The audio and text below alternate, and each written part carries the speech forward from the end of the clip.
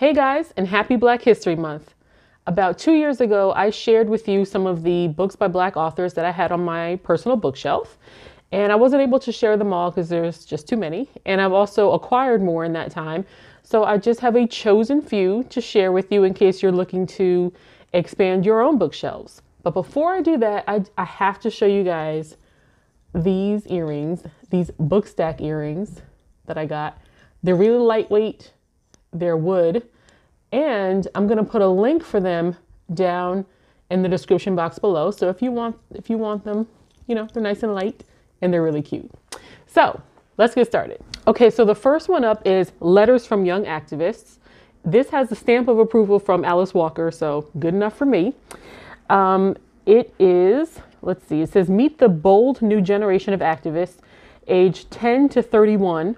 These diverse authors are helping remake the world. They are atheist, Christian, Jewish, Muslim, queer, heterosexual, bisexual, Americans from every type of background, united in their vision for the world as they work towards racial, economic, environmental, and global justice. That's a mouthful. Okay, next one up, and I haven't actually read this one yet, and I need to. I actually have the audio book too, is Around the Way Girl, Taraji P. Henson, who we all know, actress from Empire and Benjamin Button, and you know who she is. I don't have to describe her any further. Oh, and they have cute little pictures of her from when she was young. I have the audiobook. I kind of want to do the audiobook because it's in her own voice. I'm not a huge fan of audiobooks, but when it's a memoir in the author's own voice, I approve. Okay, the next one up it's called The Plot is Murder, and it's by V.M. Burns.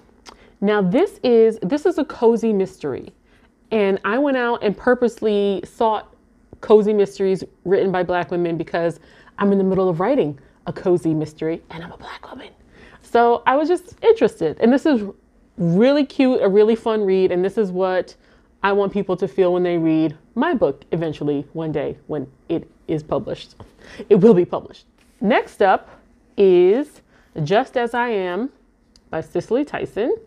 And this is another one I preferred to listen to the audiobook. Now, only the forward is in, the introduction rather, is in her own voice. And then it goes to a narrator. But the narrator was really good. And it was nice to hear her voice. And so even though I have the book, I haven't actually read it. I just listened to it. The next one up is Banned by Alice Walker.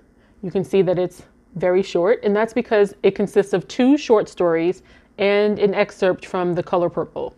And the reason it's called Banned is because both of these stories were banned from the California school systems at one point.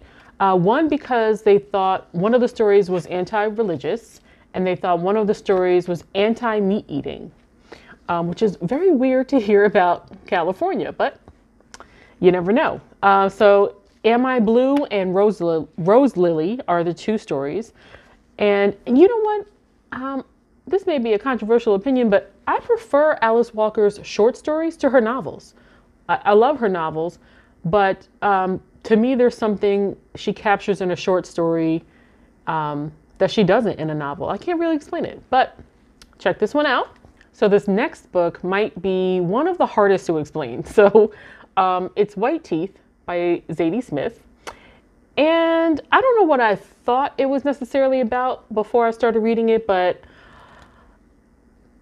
it was surprising. It was good, but it was so everything intertwined, and it was a lot. I'll tell you that. It was a lot, but I don't regret reading it at all. But I'm just going to read this little thing from the back. Dealing with friendship, love, war, 3 cultures and 3 families over 3 generations, and the tricky way the past has of coming back and biting you on the ankle. It is a life-affirming, riotous must-read of a book. And I agree. It starts out, these 2 friends of completely different backgrounds. They become army buddies, and they marry women of completely different backgrounds. And their children are affected by their choices. The choices they made when they were back in the army end up affecting their children. And it really is a very surprising and smart book. I recommend it. I'm sorry I can't tell you more. So next up we have The African Trilogy by Chinua Achebe. Now all of you have heard of Things Fall Apart. I had not read that. I read this last year. Most people I feel like I know read it in high school, but I didn't even know that it was part of a trilogy at the time. So the first book is Things Fall Apart. The second one is Arrow of God. And the third one is No Longer at Ease. And as you can see, it's very thick because all three books are in this one. Yes, that's what I have to say. Yes.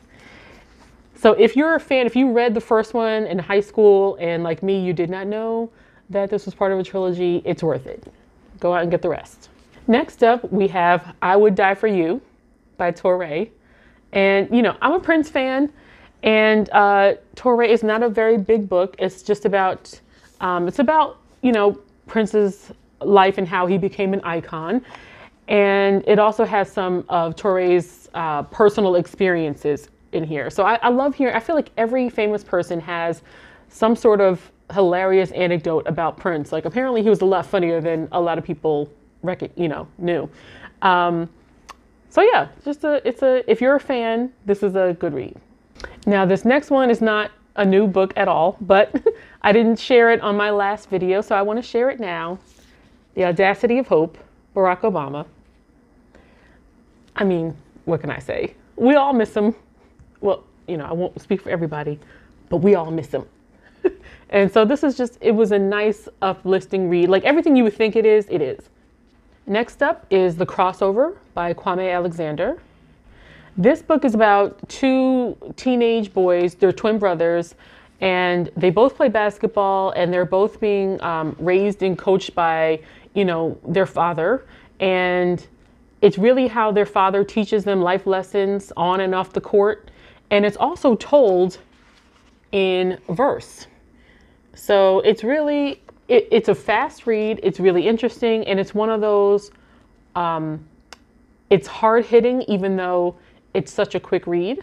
Basketball and brotherhood intertwine to show Josh and Jordan that life doesn't come with a playbook, and sometimes it's not about winning. Well, that about sums it up. So here's another one that I haven't been able to read myself yet. It is the Oxford Book of Caribbean Short Stories. About that thick. And I've had this, I feel like I've had this for a very long time. I don't even know where I got it from. I think it might have been a gift. But this is something that I definitely want to read this year because it's been on my shelf too long. And I love short stories, so I'm sure this is amazing. So I'm ready.